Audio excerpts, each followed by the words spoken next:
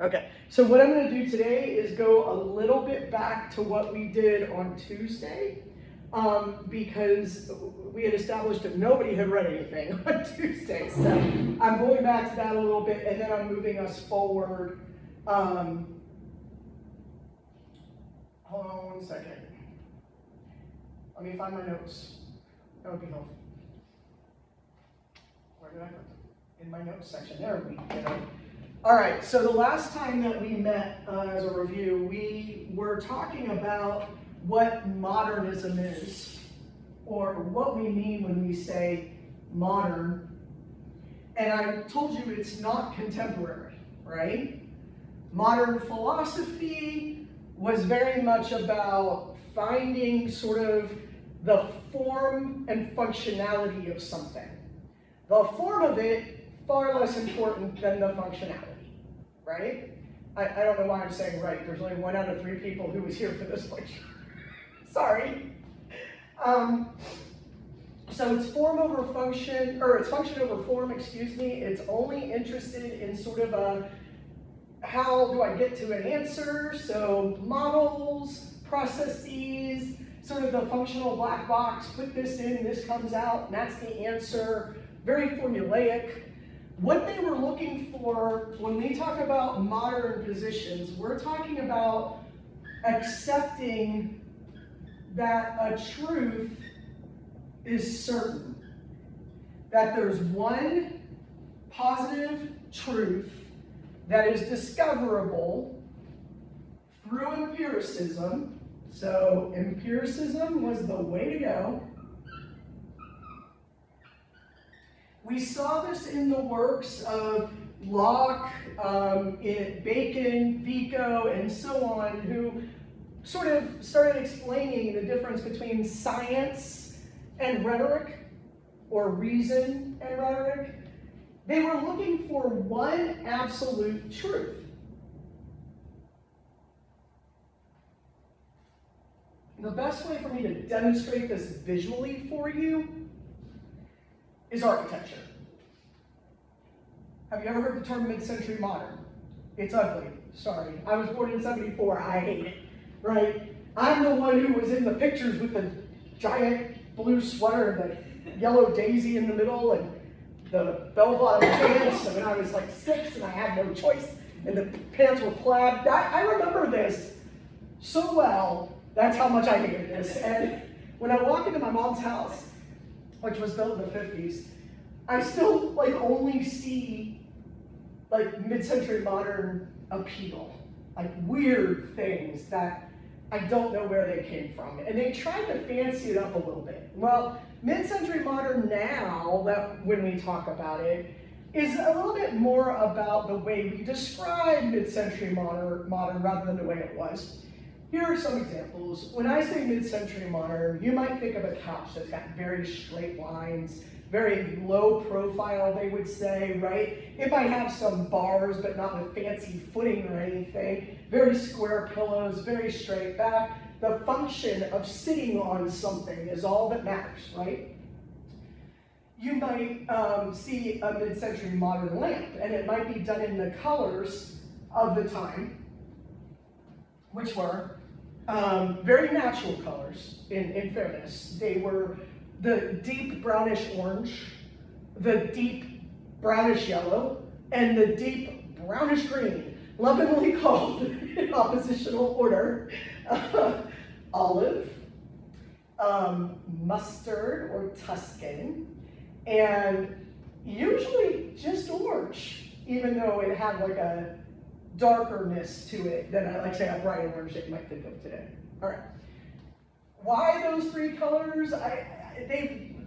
You know what I think? I think it's because everybody was obsessed with darkness. Olive drab, mustard yellow, dark brown orange. Like, what were we? There were whole couches. Orange shag carpets, and they were like, there were couches that were done in a very, very small plaid with those 3 colors. Just weird stuff, right?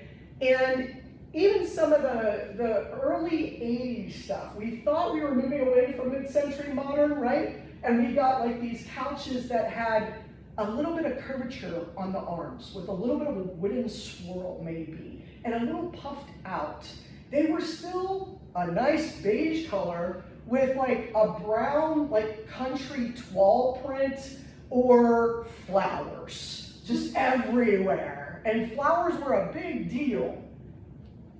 Why were the flowers a big deal? Because they were flat, they were easy to do, they were very clean in a lot of ways. This was not impressionistic flowers, these were literal just 5-petal flowers because they were very functional. They were the decoration to our very functional things, which makes no sense to me at all whatsoever, but okay. I have a friend, her whole entire house, it was built in the 90s, but it is done in mid-century modern, to the extent that I gave her a 4-foot, this past Christmas, I was like, I'm not keeping this anymore. I've had it for a decade and I haven't put it up. It's a 4-foot original aluminum tree. And it's not just an aluminum tree, it was a pom-pom tree, and it had the little sparkler things on the end. Oh my God, for the love of God, I hate this thing. Who would want this, you know? And she's like, you know, and I was like, oh, I know who would want it. So just on the fly, I said to her, do you want a Christmas tree? And she loves Christmas. Everything Christmas tree is great with her. And she's like, what kind of Christmas tree? And so I told her, and she's like, you would not get that. And I was like, yeah, I don't know, it's a big freaking deal. It's just taking up space. It's got this wax paper, yes, the vellum to protect the tinsel. Okay, so I take it over there. And my only thought is this is not functional, right? You can't put lights on it because you'll start a fire, literally. What do you do with this thing? Like, do you hang ornaments on it? Then the ornaments get lost amidst the shiny? What is this? So I take it over there, and I did not know, her husband did not know that I was bringing it to her. And so as I'm there, and she's taking it out and just gawking at this thing, and I'm like, please take it, you know, like little tinsel's falling off or whatever. He brings out, from the same company, in the original box, just like mine was, the little light that rotates to shine on the tinsel tree so that your tree can change colors, I guess. And it was the same company. They were sold usually together, but you had to buy them separately, but you were supposed to get, and he didn't know I was bringing the tree over, and I didn't know he had bought that, but his wife's still convinced that we coordinated, but we didn't. It just, she's like, this is the best Christmas I've ever had. And he paid like $300 for this stupid light on eBay or whatever. And meanwhile, I'm like, this was free. And she always like, you should sell it. And I'm like, oh my God, how much can I get for a 4-foot tip? It was like $435 on average. And I was just like, well, okay. If I had known I was gonna get a dog, a $20,000 dog, I probably would have sold it. But my friend was happy, she's very happy. Why do I tell you this? Because even when they attempted to give it some aesthetic appeal, as we know during the Renaissance, as we were attempting to do, even though they attempted to give it some aesthetic appeal, it didn't work. And it was still functional and very much about cleanliness, like the clean lines, nothing messy, nothing natural at all whatsoever about it. Very much humans created this for the purpose of function. This table, I would normally say, oh look, that's a very modern table. The only thing that makes it less modern is the wheels on the bottom of it, because that means I can move it. And heaven forbid knows you don't need to move a table, right? So, but as far as like it just being only 3 feet deep and only 4 feet wide, does it function as a table? Yes, it does. And that's all it needs to do. And if you think about that in terms of language, that was all language needed to do too. It needed to perform the function of having a relationship with the truth. Now, we know that there are other theorists who have this idea that there's only one true truth, and that you can access it through empiricism, and that was Plato, of course, very much a Platonic idea, or a Platonistic idea is what I mean to say. Most people think that what comes after modern is postmodern, but that's not true. It is true that postmodernism is an answer to modernism,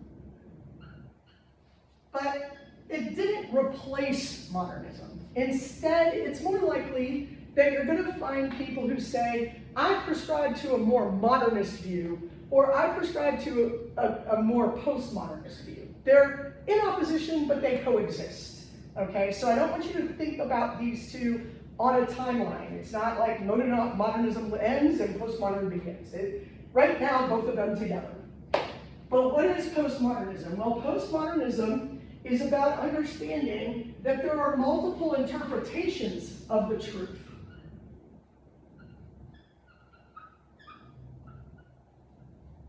So that might be what we might call the little t truth, right? As opposed to this big T truth over here.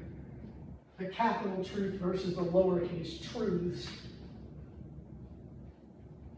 And the way to get at this was by asking people, by asking them what they think of the truth. Humanism. Remember, I did mention that last time, right? Okay, good. Humanism.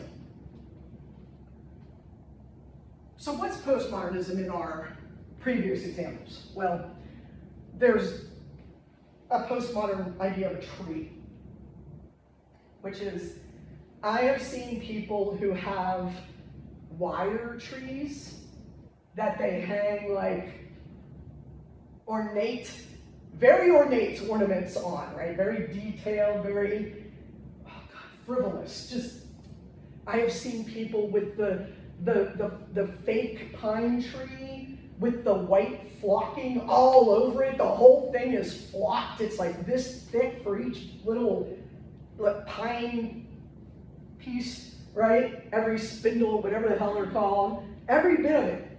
Covered in white something, powder, I don't know. So it looks like a giant fluffy polar bear more than a tree, and they just put everything on it. And instead of green and red, they put pink and blue and all these other colors, right? Very, very postmodernist. It interrupts the functionality and places form over function. In the example of architecture, which I told you was the easy way for me to think about this, have you all ever heard of falling water?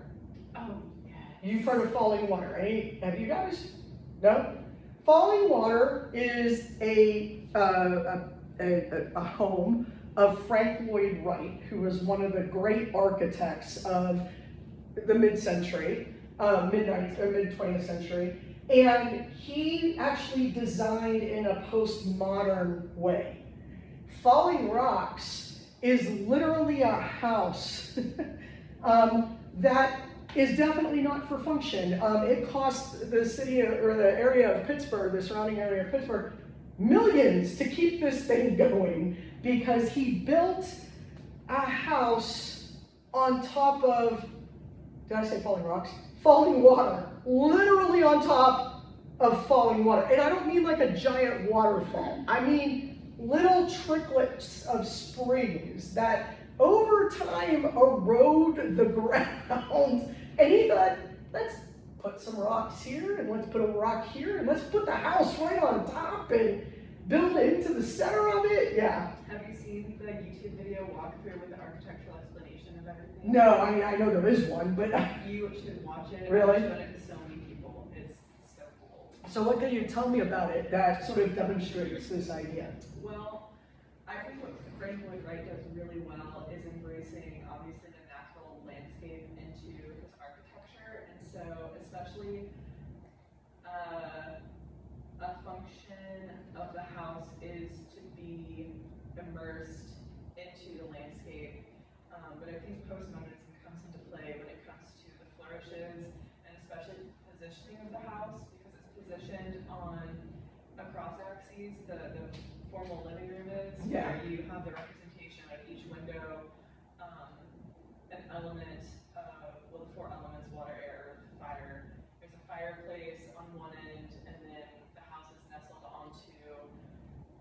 bouncing really on this boulder. Literally, she's not kidding. Yeah, that intrudes into the house, which I think it's a modern approach to try to form the landscape, but rather postmodern to introduce modern as well as natural features within the landscape of the architecture. Yes, and I always think about it, postmodernism doesn't say, how do I make this work for me? In the sense of, I'm going to destroy this, make it flat, I'm going to build my house into the earth, right? It's more a matter of going, how do I use what's here to think about architecture differently? Now, personally, I think that Frank, I don't know, probably thought or knew that this house would fall apart eventually. Because when you use nature, and especially an ever-changing nature, that has water, that has rocks, that has, natural erosion that occurs in nature with or without human, without the house being there, this would happen. There's no way he as an architect did not understand that eventually it would fall, but apparently his estate is keeping that sucker open as much as they can.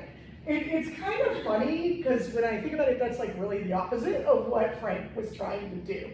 However, I was also, my first year as a PhD student, I was at the University of Oklahoma, and they have the communication building is known as Burton Hall. And the first time I went in it, I was like, what the bloody hell is this thing? Frank Lloyd Wright designed it.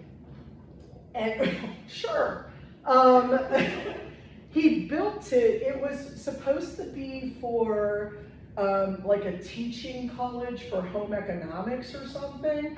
Anyway, he built it to look like a ship. The ship of education pushing through.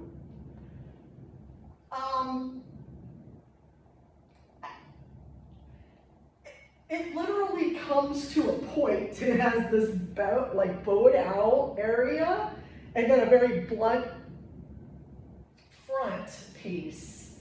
And then on top of that very blunt front square, the upper level is like this, like the pointing of a ship in the back. I can't even.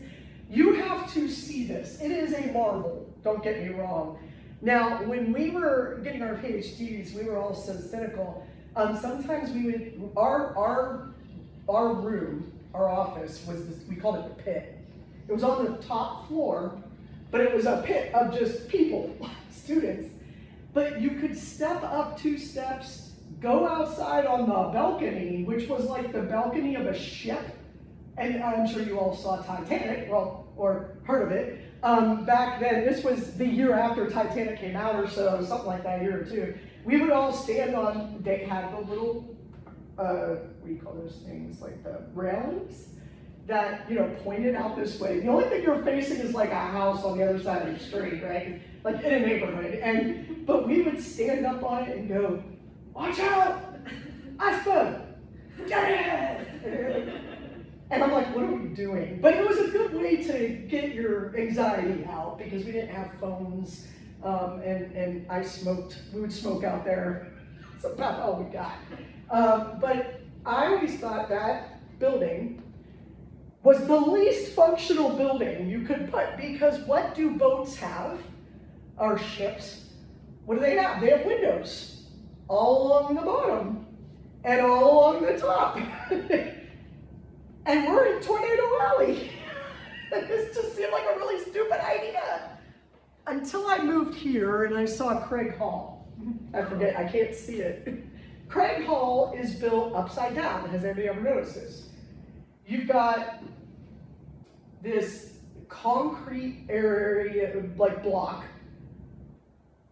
On top of it, a slightly larger block made of glass. In Tornado Alley. Why somebody thought this was a good idea, I'll never know. There was a tornado that came right through, those satellite dish-looking things out there, the arts, they've been here forever. As long as I've been here 20 years, they've been here that long at least. A tornado came through and ripped it out, and we got a great view. about all I can say. There was a really good view of the tornado. Like, what do you do with that? It's not functional. And as much as I love the message sending, I don't know what the hell message Craig Hall is sending. He said, I'm ugly and I'm here to stay. But the ship of education, you know, going through the ocean of knowledge, okay, it sends a message, but that's literally the least of everything. That's all it does. There's no functionality to it. It's about how humans are going to interpret the messaging of that. And I do believe that Frank Lloyd Wright had a very, very good vision of how do we commune with Earth in order to exist without just bulldozing the world over. I think that he had that. But not all postmodernists really gave a darn about the environment. I mean, some, yes. Some were just doing it to be funky. For example, there's an old television show called Coach. Have you guys ever heard of it? Craig T. Nelson? No? Okay. Anyway, it was a funny show, a sitcom from the 80s or 90s. And his daughter goes to college and goes to New York and buys an apartment in New York. And he's from Minnesota. It's about the Minnesota Badgers or something. It's a team that doesn't exist.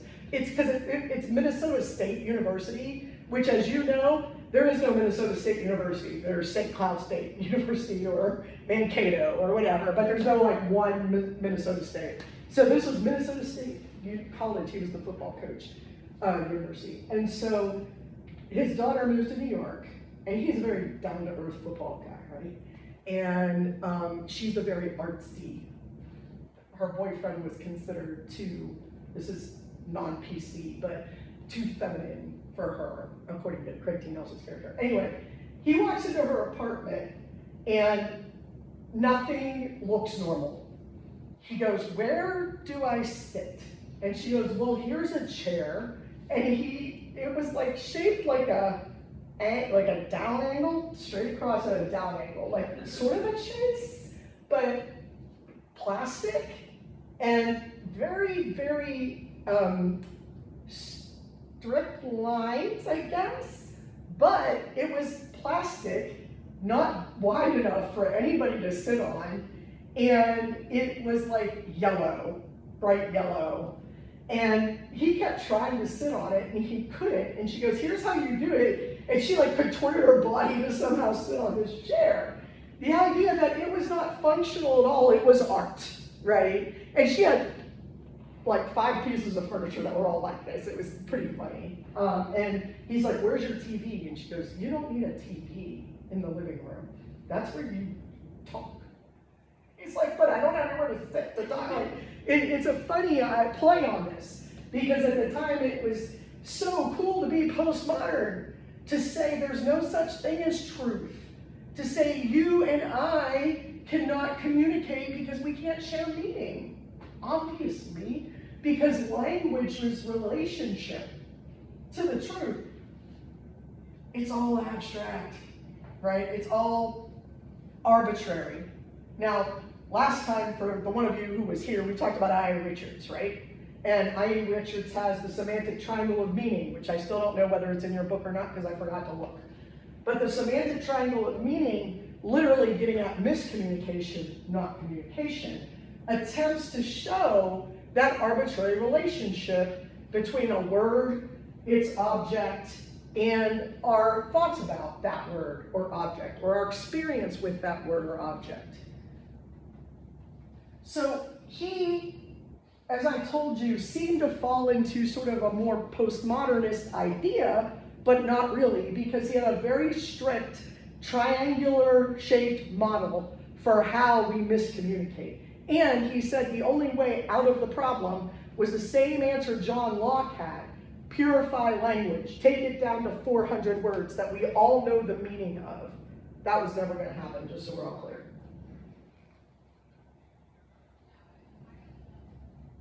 So they were very modern. If you're wondering, are we ever going to talk about some postmodern theorists? The answer to that question is yes, absolutely. Today, I'm going to be introducing one of them a little bit, kind of, sort of. I still call them modernists, but because because we're going to go into the contemporary now, or what we call the contemporary. Now, you might not think that this is contemporary, but Kenneth Burke died in 1993 or 4, somewhere in there. I was in college, that's what I remember, and I had just started reading Kenneth Burke. And my advisor had studied with Kenneth Burke at the University of Kansas. Kenneth Burke never got a degree, ever. None of them. Not high school, nothing.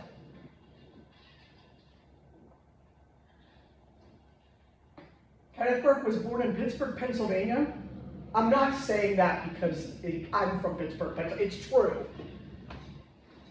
This guy turns out pretty weird, so don't think I'm putting this as a point of pride. Right before World War I. So did my grandfather. My grandfather was born in 1913 and lived until 2013. Burke was born in the late 1800s. So when he came into the world, as he was coming of age, we have World War I, and then that's followed pretty quickly by World War II, which is followed in the lifespan of an individual pretty quickly by Korea. Yeah. Wait, Korea first, then Vietnam, right? I have that. Okay, good. I don't know. Here's the thing.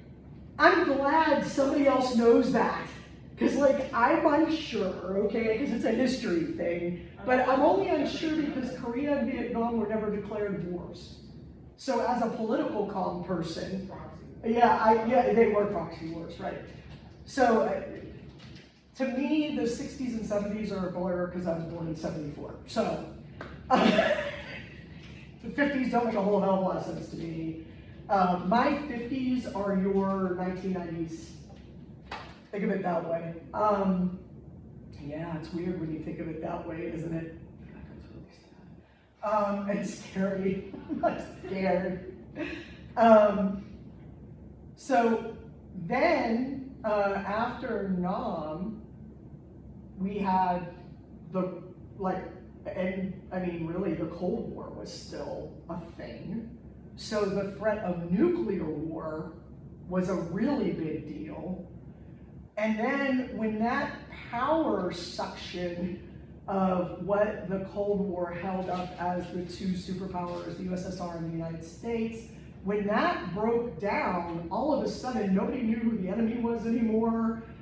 We sort of splintered. There were terrorist acts and threats on the regular. And if I'm not mistaken, Burke lived through at least the first Persian Gulf skirmish.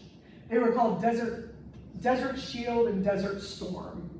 They did not become the War on Terror until 8 years later. So Burke died somewhere between the first Persian Gulf War and what we might call the second Persian Gulf War, whatever the hell those are.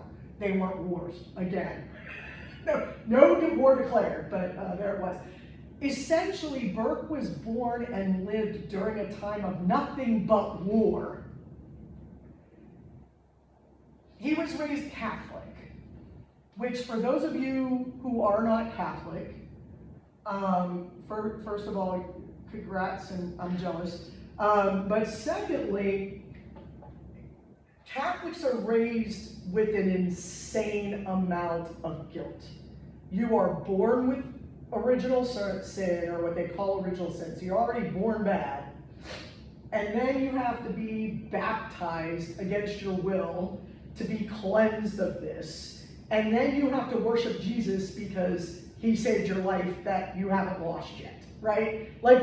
It's a very disturbing thing if you think about it. I constantly live under the guilt of everything that's ever gone wrong, you know? To me, it's if this pen falls down, my bad.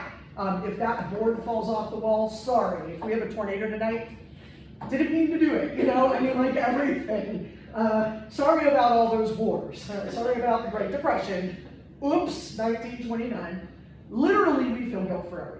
even things that we have absolutely no control over. I'm just going to throw that out there because that becomes important to Burke's philosophy. Now, Burke didn't really start contributing to academia directly. So I don't believe he ever finished high school. He picked up and moved to New York, and this was during the time when the beatnik poets and writers like Hemingway and Kerouac and, well, that's really kind of a split there, that's like 30 years, but Hemingway to Kerouac, he lived through them all and with them all, in the sense that he literally hung out with them and in Greenwich Village and wrote beat poetry. He decided to start a magazine that was basically literary criticism, where he would write, it was called The Dial, D-I-A-L. He became the editor of it, but he wrote for it, and essentially he was never a literature writer, he was never a poet, he wasn't a playwright, he wrote criticisms. One of those criticisms that I'm going to be putting up for you next week is called The Rhetoric of Hitler's Battle. So, Hitler's battle obviously is World War II, in case you're curious. But prior to World War II, Germany was a democracy. And how did we get to where we got with Hitler? I know. I'm pretty sure we're all just living that right now. But let's go back to not even 100 years ago, 80 years ago, and let's try not to repeat the same mistakes twice. And in order to understand how it worked, Burke took Mein Kampf, which was considered a book of literature at the time, right? Before Hitler went to power, before any of that, he took Mein Kampf and he demonstrated how, in hindsight, it told us exactly what he was going to do. It created for Burke, and people called him a communist and said that he was defending Hitler and all this other stuff, when really all he was doing was saying, here's what the book says. Which, good on him for reading German, let's just start with that. And second of all, on being willing to admit that that Hitler told us what he was going to do and nobody listened. That's a risk to put that book out there, that criticism out there. It's not a book, it's an article. I'm going to have you guys read that because hopefully it will show you how to read something like that. When somebody writes something called My Struggle, maybe we should check that before we put them into power. I'm putting it out there. Like, what has Trump written besides how to win at slot machines and casinos? We need to know. What is it that you're thinking? This is why Project 2025 was really emphasized last year, right? People were saying, and nobody said, so I'm going to say it, that was the Mein Kampf of our time, only we had a much shorter time to deal with it, right? So here's the plan for what I'm going to do, was what Hitler was doing, okay? Project 2025 is written as a plan for what to do. This is not hidden in literature or anything. This is they're very different forms of writing, but similar outcome if you read Burke's analysis and think of it that way. Burke ultimately says that what Hitler did was he created a problem by saying Germany's economy is falling, and it was. I mean, guys, it was post-World War I. Who has started every world war? Germany, and it never ends well for them. I hope they just don't do it anymore. Apparently America's vying for 3, It's like, damn it, Germany, you will not take it this time. I don't know. I'm really letting my politics just flow today. I'm having a rough week. My son's in the Middle East, he's in the Red Sea. So it's been a little rough week for me because I'm finding out about it from, Pete Hegseth leaking information. And Michael's heard this now a couple times. Basically what I've learned is that my Facebook group of moms of sailors is more secure than our Secretary of Defense, because we didn't know where our children were. You weren't in the group chat? I was not in the group chat. Shoot, were you guys? Imagine that! It has become a hell of a joke, and I'm with that. I find it funny too in some ways. Not funny, I know it's an absurd thing, but I was always told, that I would worry about my son being in the military, and I was like, I can handle himself, it'll be all right. I'm not going to sit up at night. And then these texts get released, and I'm like, what the hell? And then, we bombed Gaza, and I'm like, wait a minute, he's in the Caribbean, and I haven't heard from him in a while. And it was the Truman fleet, which he is a part of. His ship's a part of that. And I'm like, are you kidding me? So then he texts me pictures on Facebook chat, because that's what he's allowed to use. And they're pictures of Rhoda, Spain, and these beautiful beaches. And I'm like, okay, you're not dead. That's good. I mean, because, they can only tell you so much. And I said, well, I already know everything because Pete Hegseth told us all. He's like, wait, he goes, I don't pay attention to politics, Mom. And I'm like, I'm glad you know what you're fighting for, son. So I've been a little on edge, so my politics are coming out more than usual. But he says, he explains that the reason we're in this economic trouble in Germany is because of the Jewish people taking our money and our resources. Does that sound familiar? Okay. And because they're taking our money and our resources, we need to get rid of them. They're poisoning the blood. Does that sound familiar? Of we Germans, true Germans. People gathered around this idea, and they were like, well, we need to kill them or get rid of them, fly them to El Salvador and put them in prisons, whatever, right? That probably sounds familiar too, right? That's not what Hitler said, but close enough. They're very similar ideas, right? So Burke really in this article gives us something that explains how persuasion works. And he does it sort of unintentionally. At this time, Burke was not known as some great literary critic.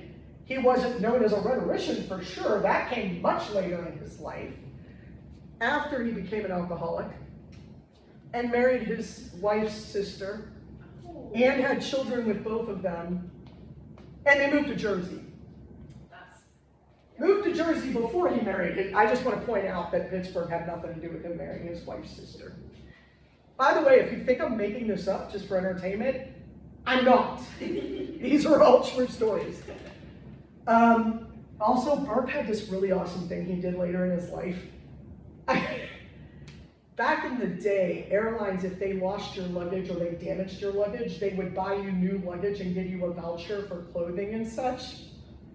He would go and purposefully, put really damaged luggage in, and every time he went on a trip, he would earn himself a new piece of luggage and some money. That is knowledge you cannot pick up with a university degree. That's right. He quit high school, learned how to live, I guess. He had no formal training. Penn State tried to hire him, and he said no. Or they tried to give him a degree. They wanted him to come and study, and no, he wasn't going to do it. He did end up giving lectures, being a lecturer later in life, in his 70s to 90s. And by that point, he was a full-on alcoholic, and a lot of times didn't make a whole hell of a lot of sense. But he did give us some ways of looking at persuasion without realizing that's what he was doing, I think. But one of the key ideas, and again, Michael, you would have heard some of this in the other class, not today, but earlier.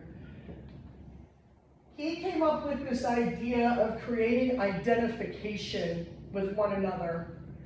Essentially, he says, we're all born separate from each other, which, okay, good observation there, dude. But he's not talking just about the fact that we are humanly separated, biologically speaking, because that would explain things like conjoined twins, right? But even conjoined twins have two separate minds and experiences with the world. Completely different, actually. Almost opposite, right?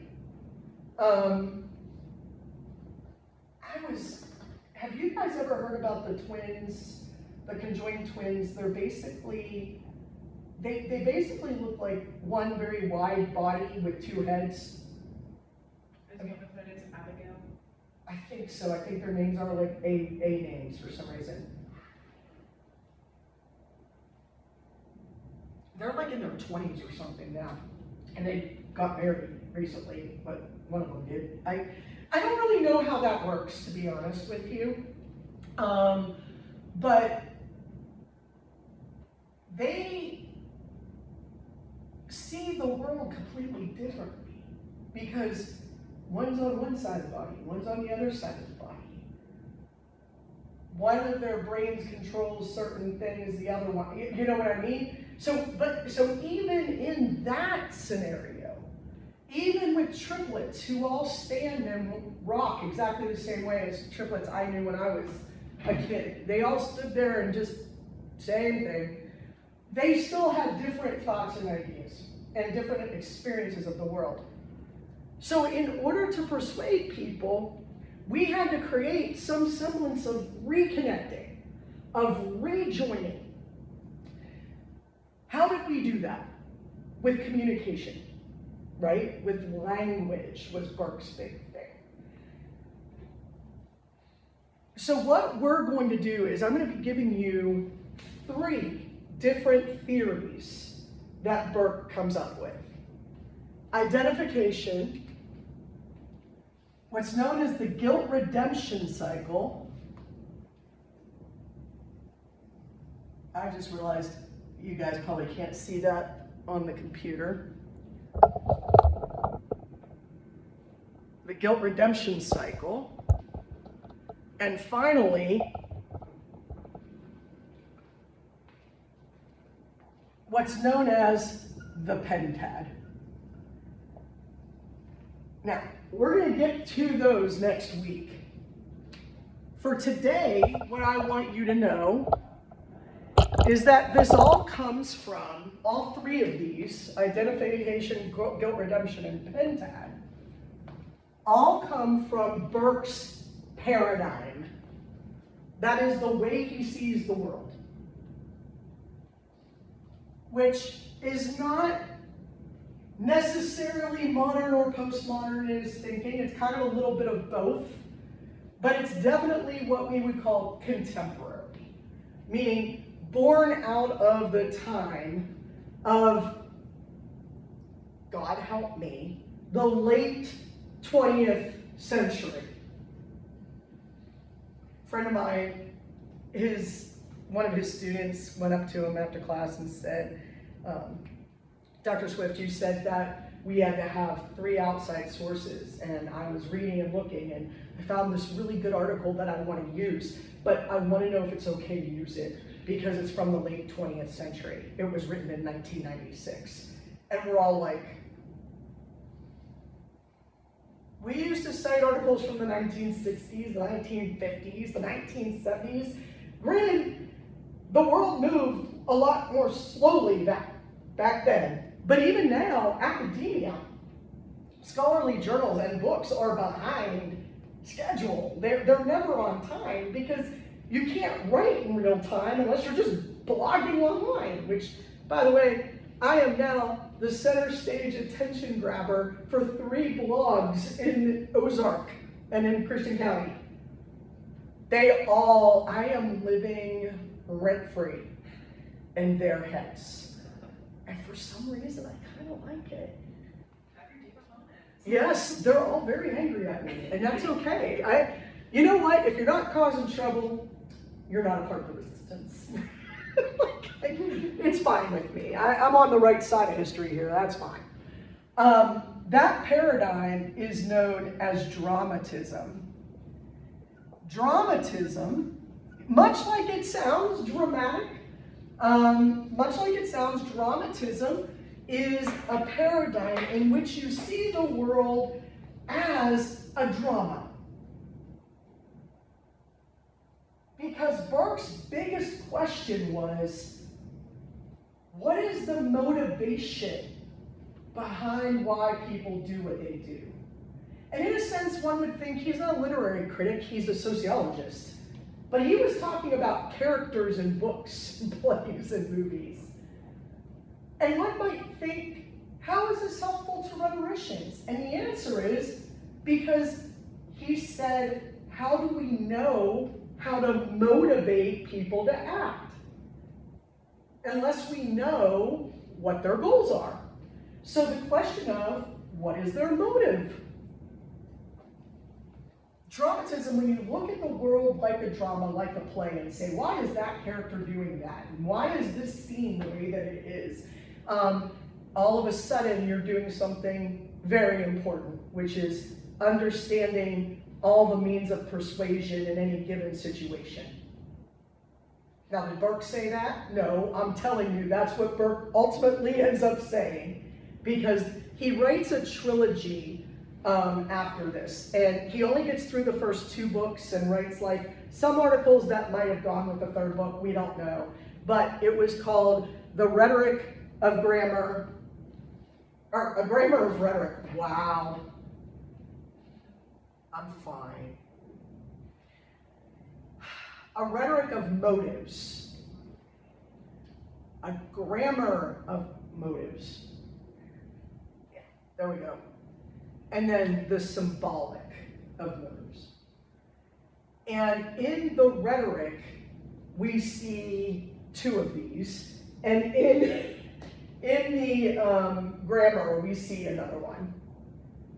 And in his article about Hitler that we're going to read, that comes up in his rhetoric of motives, because the guilt redemption cycle is explained there.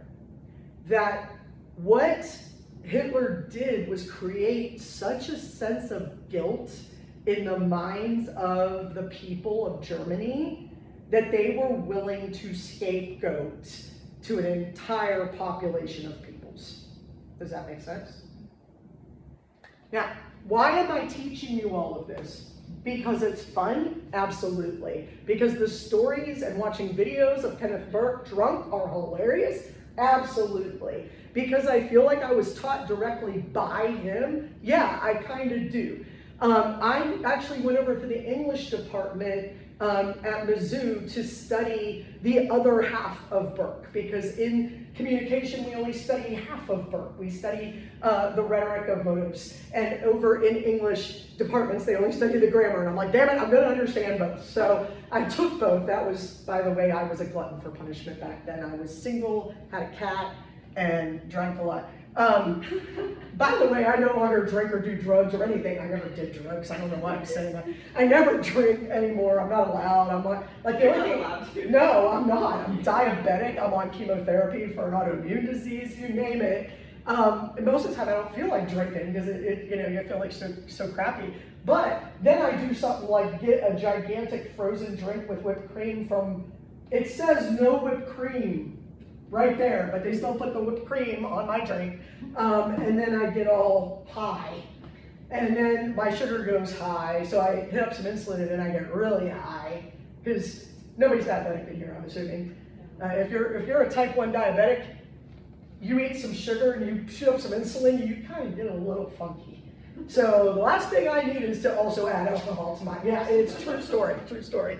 Don't become a diabetic for that, it's not worth it, but,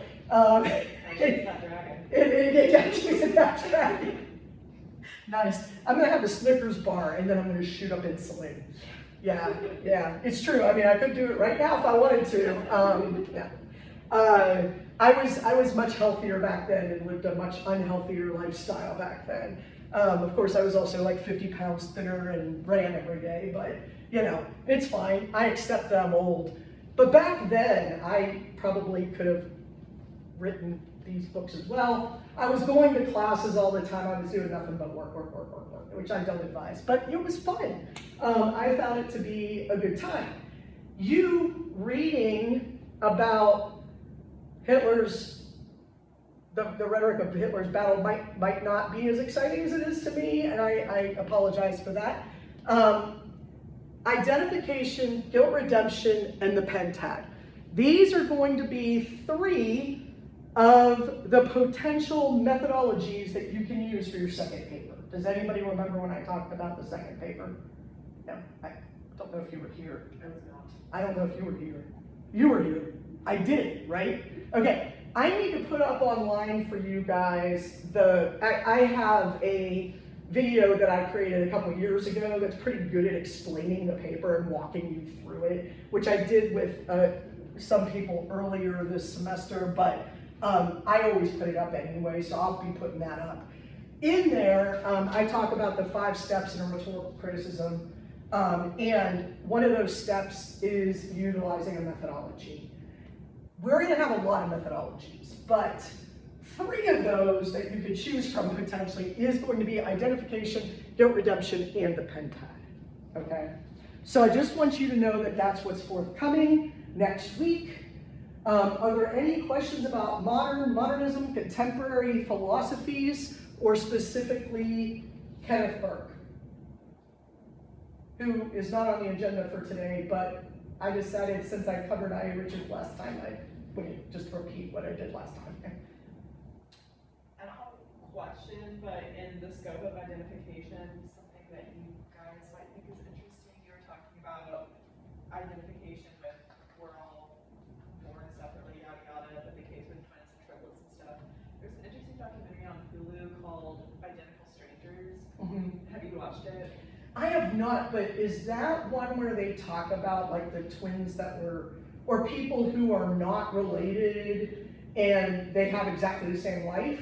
No. Or the study of the twins they separated? That one. It was the triplets that they separated, put them into 3 different socioeconomic households, and then studied them.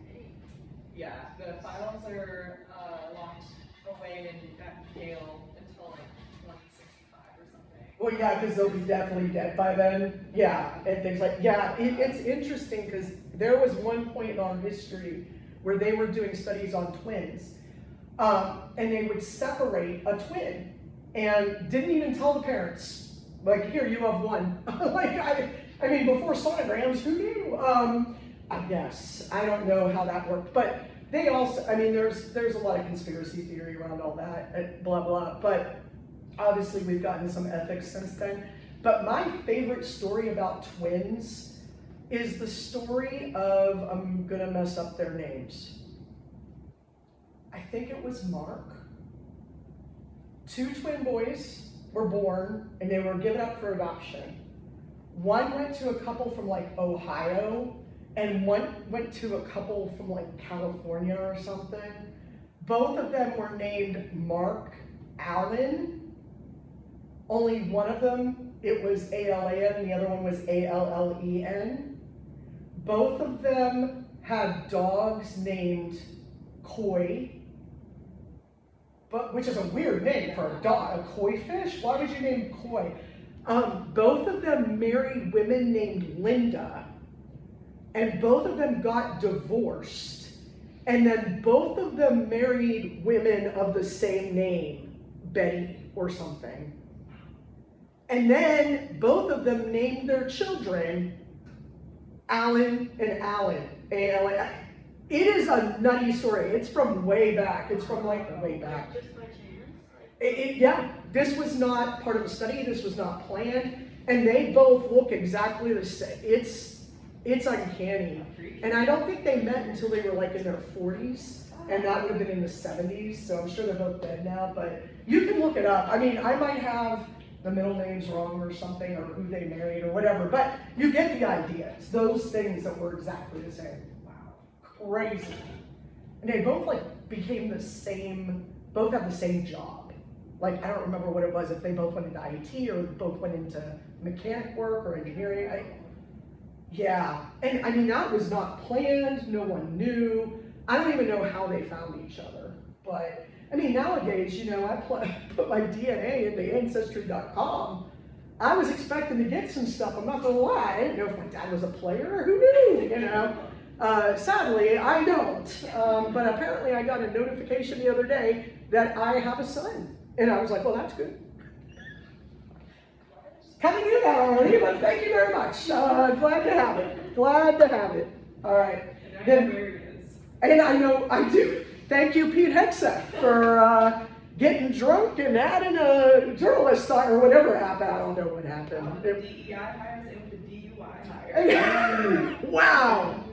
That was a good one. Yeah, I haven't heard that one yet. And you know what? I feel really terrible for these people who are in the cabinet, because how do you keep your sanity? Like, you are just being attacked. I don't even know if Tulsi Gabbard is qualified for her position or not. I mean, like, how do we know anything? I don't even know who's in charge of the IRS right now. Have we gotten that guy approved? It was supposed to be Billy Long. I don't know. I mean, we're all so distracted because keep in mind, at the same time that this whole text chain on Signal is going on, at the same time that's happening, we killed civilians in Yemen. A lot of them. A lot of collateral damage, as we call it. Like, yeah, you got your guy, but you also killed everyone who was living in that apartment complex that's now no longer, right?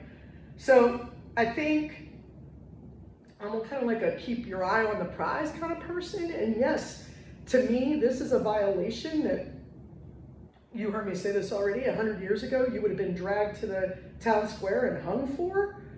It's treasonous. Also, we killed a bunch of people. Like, you know, what do we focus on? I guess that, what's his name? Steve Bannon's correct, that it's just about muzzle velocity and about, you know, what do they call that? Swamping I forget what it was he said. Muzzle velocity meaning throw everything at them. What do they call that? I forget what they call it. For like the military operation? No. Or the information. The media, yeah. Like flooding the zone. Oh yeah. I got it. Took me a minute. Like information bottleneck. Yes. That's it. Yes, all that.